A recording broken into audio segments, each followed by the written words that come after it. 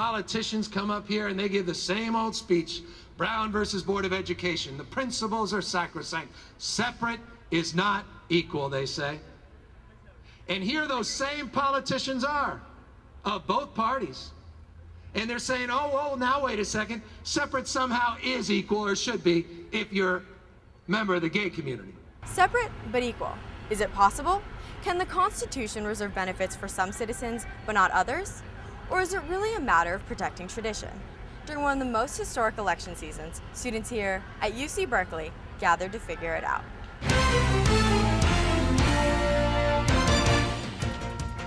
On October 3rd, the Get Up, Vote Down 4 and 8 rally attracted students, faculty, community organizers, and government representatives alike. And the Constitution is what's at stake and at risk today in California with Proposition 8.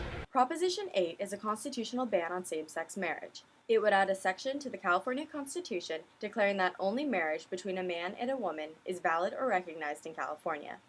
Could you tell me why it was so important for you to be here today? Well, I'm here because we got an important election this November, not just for the next president of the United States, but a ballot initiative, Prop 8, which will write discrimination into the Constitution of the state of California and deny people the rights that they're currently afforded, those rights that are afforded naturally so many of us of opposite gender couples that should be afforded people of the same sex to be able to live their lives out loud and to be able to have the freedom to marry.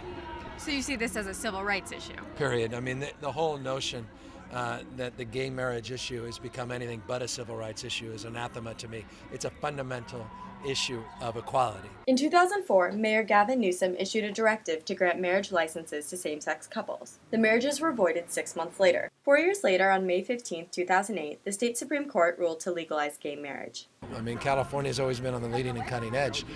This is reverting back to a state that, frankly, is a state that I don't recognize. And so we've got to defeat both Prop 4 and Prop 8. It's a terrible thing to say, hey, run to the ballot to say no. But in this case, run to the ballot and say no. Say no on 8, no on 4. We were married on June 17th, and we want to keep our marriage legal and want to make that happen for all couples to come as well. Gavin Newsom, back in 2004, put through the first opportunity, and of course we got married then too. That one was taken away. On our wall at home, we've got like 7 different pieces of paper saying that we have domestic partnership, marriage, take it away, marriage, take it away. It's like, I encourage everybody to get married 7 times, but this is like madness to continue for us to have to prove again and again and again. Most campaigns think that students are only good for holding signs, but we really know the difference. When enough students come together and do something, we can change and help defeat these kind of propositions. However, not everyone was so enthusiastic. Marriage is actually just defined by one man and one woman. It's pretty much a dictation by God. It's how marriage has been throughout the ages, throughout the history of the world, and changing that is kind of unnatural. It shouldn't be up to the state to define what marriage is and what constitutes marriage, so I think it should be up to religious institutions to define what marriage is, and that would deal with all problems, and I think everyone can agree on that. Joan Hollinger co-wrote many amicus briefs advocating civil marriage for same-sex couples in California. Domestic partnership and civil union laws are not enough because they do not come with the respect and with the symbolic acknowledgments, both for the adults who participate in civil unions or domestic partnerships and for their children. There is a sense of being not good enough. The moment when I stand up for another culture, another race, another gender, another sexuality or orientation, that moment I become an ally, and it changes the world.